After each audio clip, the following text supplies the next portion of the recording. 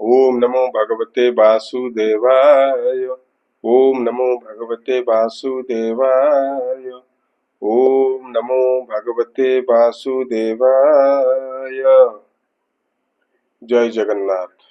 हरे कृष्ण। द्वात्रिंश अध्याय पाठ करवा तृतीय स्कंद। अध्यायर नाम होउछि धूम मार्ग ओ अर्चिरादि मार्ग रे जीवर गति तथा भक्ति जोगर श्रेष्ठत्व। सात्विक धर्मे जे वर्तई उत्तम गति से लाभई। ज्ञान विहीने पूर्व जन्म हेमंत द्वात्रिंशे प्रमाण। कपिल उवाच भूमात शुण सावधाने संशय तेजी शुद्ध मने। प्राणी जात ना गति जेते कहिली तुम्भर अग्रते। कामीर कर्म गति जेते विधि निषेध बेनिमते। जे प्राणी गृह धर्मे थाई स्वधर्म नित्य आचरई। तही सुसिद्ध काम अर्थ से आसे भ्रमु थाई नित्य। पुणी से धर्म आचरई से धर्मे काम अर्थ पाई। काम रे मूढ़ मत्ती नर कृष्ण भक्ति करे दूर। अर्थ संचयी अविरत यज्ञ रे देई थाई चित। करई यज्ञ अनुष्ठान तही पूजई वेद मान। तदंते पितृतोषो अर्थे पूजई श्राद्धे शुद्ध चिते। श्रद्धारे से धर्म आचरे पितृदेवता पूजा करे। से प्राणी गमे चंद्र स्थान सेठारे करे सोमोपान। भोगर भोगर अंत जेबे होई लेउटी से स्थानु आसई। जे काले अनंत सज्जारे विजये हरि समुद्र रे। से जोगो निद्रा रे शयन सकल चेष्टा करिलीन। लय हुअंती लोको तिनि ए मते छंती जेते प्राणी। ए सर्वे तांक देहे थांती से हरि उठिले आसंती। काम्य कर्म रुए ही गति केबे न जाई गता गति। जे प्राणी पंडित हुई से केबे धर्म न छाड़ती। जे प्राणी पंडित हुवंती से केबे धर्म न छाड़ती। करंती स्वधर्म आचार संग को तेजी सर्वठार। साधंती नाही अर्थ काम देखंती सर्व माया भ्रम। कर्मादि कृष्णे समर्पंती से वेद विधि न छाड़ती। हुवंती शांत धर्मे रत नीच धर्म रे श्रद्धाचित। निवृत्ति धर्म परायण हुवंती अहंकारहीन। मायारु स्नेह दूर करी कृष्ण भजने प्रिय भरी। ये धर्म सत्व गुणमय विशुद्ध चित्त तहु होय। हेमंत जेवा प्राणी गण तांको प्राण तांको प्रयाण मात शुण। से माने सूर्य द्वारे जाती परम पुरुष लभंती। पर पर ईश जेहि ए विश्व प्रकृति सेहि। से विश्व मुख नारायण जे करे सज्जन पालन। हेमंत जेहु भगवान तांकु लभंती भक्त जन। जे इच्छे मुक्ति लभिबाकु भजई हिरण्य गर्भकु। से मुक्ति क्रम शुण माय कहिबा तुम्भंकु थोकाए। ब्रह्मार बेनी पराधन्ते प्रलय हुवंती समस्ते। तावत काल ब्रह्म लोके हिरण्य गर्भर साधके। सुखेण विहार करन्ति ब्रह्मार संगे लय जान्ति। भू आदि पंच महाभूत ये दश इंद्रिय सहित। च विषय अहंकारे ए सर्व ब्रह्मांड आकारे। एमाने रहंती प्रधाने परार्ध काल अवसाने। से स्थाने जेते जोगी थांती ब्रह्मांक शरीरे पसंती। आयुष शेषे प्रजापति परम आत्मारे मिलंती। जेणु ताहांक अभिमान देहरे नोहे अवसान। एणु साक्षाते मुक्ति नोहे ब्रह्मा संगते होंते लय। जे माने हरिर भकत हरि भजंती अविरत। से सर्व हरिंकी लभंती देहादि भाव न जानती। एणु भो मात हरिजन एणु भो मात हरि भज भोग वासना सर्व तेज। ये सर्वभूतंक हृदरे जे हरि छंती सर्वठारे। ତାହାଙ୍କ ମହିମା ସୁମରି ମନଙ୍କୁ ଯୋଗେ ଦୃଢ଼ କରି ତାହାଙ୍କୁ ଭଜିଲେ ତରିବ ଏ ଦେହ ପୁଣି ନ ହୋଇବ। ଯେ ଆଦ୍ୟ ଚରାଚରଙ୍କର ଯାହାଙ୍କୁ ବୋଲି ବେଦବର କୁମାର ଆଦି ସିଦ୍ଧ ଯେତେ ଯୋଗ କରନ୍ତି ଅବିରତେ ନିଃସଙ୍ଗ କର୍ମ ହିଁ କରନ୍ତି ତଥାପି ଭେଦ ନ ଛାଡ଼ନ୍ତି କରନ୍ତି କର୍ତ୍ତା ଅଭିମାନ ଏଣୁ ନ ପାନ୍ତି ଶୁଦ୍ଧ ଜ୍ଞାନ। ସେମାନେ ପ୍ରଳୟ କାଳରେ ପଶନ୍ତି ଈଶ୍ୱର ଦେହରେ ହୋଇଲେ ସୃଷ୍ଟିର ଜାଗର ପୁଣି ଘେନନ୍ତି ଅବତାର ଲଭନ୍ତି ନିଜ ନିଜ ସ୍ଥାନ ଭୋଗ କରନ୍ତି କର୍ମମାନ। ଯେମାନେ କାମ୍ୟ କର୍ମେ ରତ କର୍ମ କରନ୍ତି ଅବିରତ ନିନ୍ଦିତ କର୍ମ ନ କରନ୍ତି ବେଦ ବିଧିରେ ଆଚରନ୍ତି ଇନ୍ଦ୍ରିୟ ନ ଜାଣିଲେ ଯେଣୁ ସକାମ କର୍ମ କଲେ ତେଣୁ ରଜଗୁଣରେ ତାଙ୍କ ମନ ଆସକ୍ତ ଥାଇ ଅନୁକ୍ଷଣ ଗୃହ କର୍ମରେ ହୋଇ ରତ ପିତୃଙ୍କୁ ପୂଜେ ଅବିରତ ବିମୁଖ ଶ୍ରୀକୃଷ୍ଣ କଥାରେ ରହନ୍ତି ଗୃହାଦି ବ୍ୟାପାରେ ଛାଡ଼ି ଅମୃତ କୃଷ୍ଣ କଥା ନିତ୍ୟ ଶୁଣନ୍ତି ଗ୍ରାମ୍ୟ ଗାଥା ତାଙ୍କୁ ବିଧାତା ବାମ ହେଲା ବିଅର୍ଥେ ତାଙ୍କ ଜନ୍ମ ଗଲା। ଯେ ସନେ ବିଷ୍ଟା ଭୋଜି ମାନେ ବିଷ୍ଟା ଭକ୍ଷନ୍ତି ହତ ଜ୍ଞାନେ ଏ ମୂଢ଼ ଲୋକେ ସେହି ରୂପେ ପଡ଼ି ଯନ୍ତ୍ରିତ ଭବ କୃପେ ସେ ପୂର୍ଣ୍ଣ କର୍ମ ଭୋଗ ଅନ୍ତେ ଚଳନ୍ତି ଶୁଣ ଯେଉଁ ପଥେ ସୂର୍ଯ୍ୟଙ୍କ ଦକ୍ଷିଣ ମାର୍ଗରେ ପଶନ୍ତି ସେ ପିତୃଲୋକରେ ସୂର୍ଯ୍ୟଙ୍କ ଦକ୍ଷିଣ ମାର୍ଗରେ ବସନ୍ତି ସେ ପିତୃଲୋକରେ ସେ ଭୋଗ ଅନ୍ତେ ଗୋଜନନୀ ସଂସାରେ ପଡ଼େ ଦେହ ଘେନି ପୁତ୍ରାଦି ଗୃହେ ଜାତ ହୋଇ ପୂର୍ବ ବାସନା ନ ଜାଣଇ ଗର୍ଭ ଆଧାନ ଆଦି କର୍ମ ଦେହାନ୍ତେ ସାମ ଧର୍ମ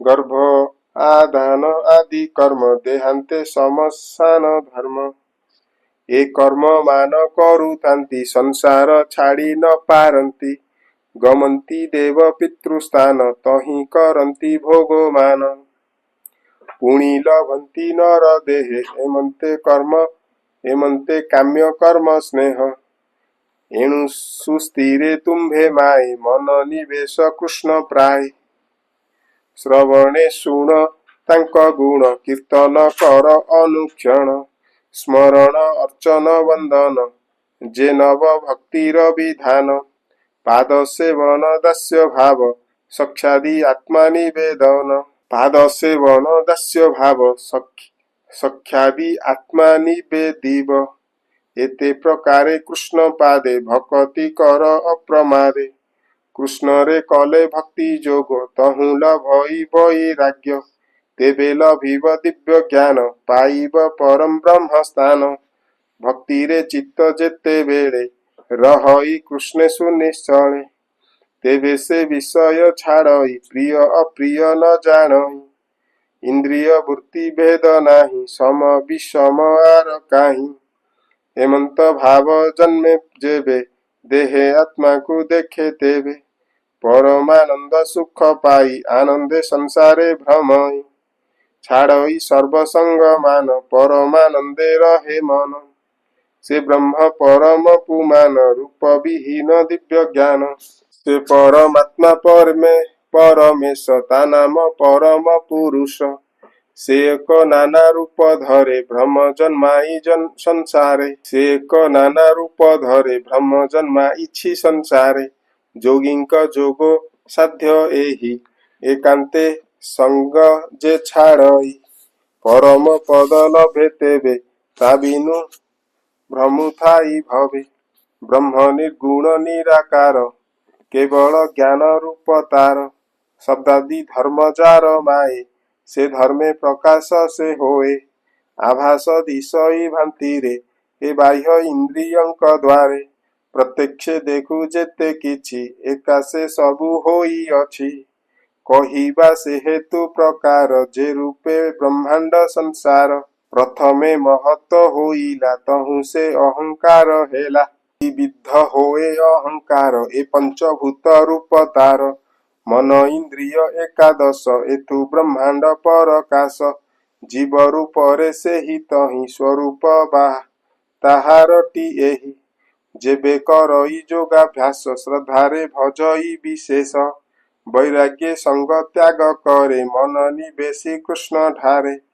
तेबे से प्रपंच लेछई परम आत्मा को चिन्ह भो माता सावधाने घेन तुम्भंकु कहिदेलु ज्ञान ए ज्ञाने ब्रह्म दर्शन एहा बुझई जेउ जन प्रकृति पुरुषंक तत्व से प्राणी देखई व्यकत ज्ञान जोगरे तांकु पाई भक्ति जोगरे लभ्य सेहि केवल मार्ग मात्र भेद न बुझी पाए बहु खेद ज्ञान रे निर्गुण भजई भक्ति रे सगुण लभई से आत्मा एक नाना होए दृष्टांत कहे सुण माए देख साकर क्षीर आदि धरती नाना गुण विधि किंतु पदार्थ एक माए इंद्रिय भेदे भिन्न होए चक्षुरे शुक्ल वर्ण दिशे रसने मधुर विशेषे त्वचरे शीत उष्ण भेद नासारे सुवास आमोद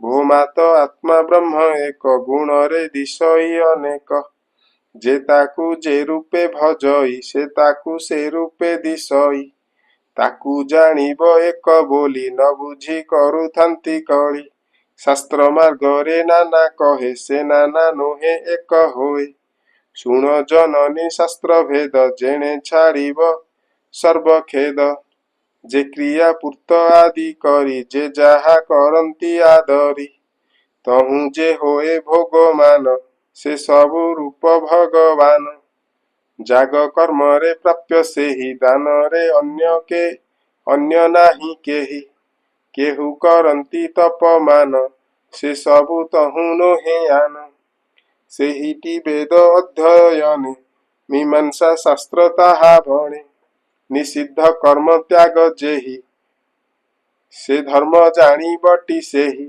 संन्यास काहारी बा धर्म जहि छाड़ंती काम्य कर्म विविध अंग जोग सेहि भक्ति जोग रे प्राप्य एहि ज्ञान जोग ही ताकू कही से एक वस्तु सर्वमयी सकाम निष्काम जे धर्म सगुण रूप सबु ब्रह्म आत्मतत्व रे गम्य एहि वैराग्य धर्मे ताकू पाई एमंते नाना शास्त्र मते जे प्राणी भजई जे मंते सगुण निर्गुण टी सेहि ता बिनु अन्य नाही केहि ए भक्ति जोगचारी मत स्वरूप करिलोई व्यकत जे काल अंतरे धावई सृजन आदि जे करई कहिलु स्वरूप ताहार भो मात कर तु विचार गतिये जीव मानकर अविद्या कर्म रे प्रचुर ए आत्मा तही पशी थाई आपणा गति न बुझई एमंते जीव गता गति कहिलु छाड़ मनु भ्रांति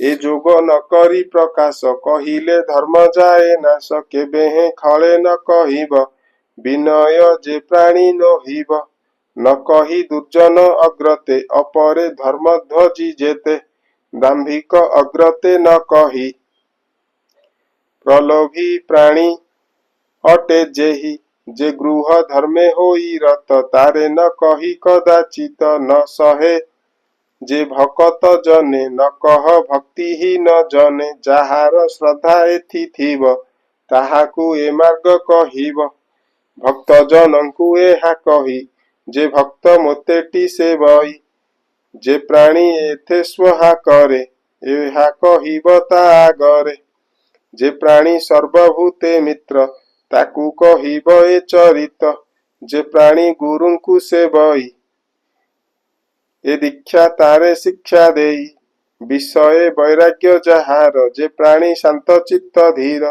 जे प्राणी होए निर्मच्छर शुचि पवित्र निरंतर प्रिय मानक अति प्रिय करई मोर ठारे स्नेह एमंत प्राणी की कहिब अधर्मी ठारे लुचाइब श्रद्धारे जे एहा शुणंती अथवा आदरे भणंती मोहर पदवी से पाए सत्य कहिलु एहा माए तृतीय स्कंदे भागवत कपिल मुनि जोग मत माताଙ୍କୁ देले ज्ञान बाणी सृजने तर ଏହା ଶୁଣି धर्म विपाक प्राणींकर द्वात्रिंश अध्याय संहार श्रवण कर साधु जने ब्राह्मण जगन्नाथ भणे। इति श्रीमद्भागवते महापुराणे परमहंस्यां संहितायां तृतीय स्कंदे कपिले कर्म विपाको नाम द्वात्रिंशो अध्यायः। ग्रंथराज श्रीमद्भागवतम की जय।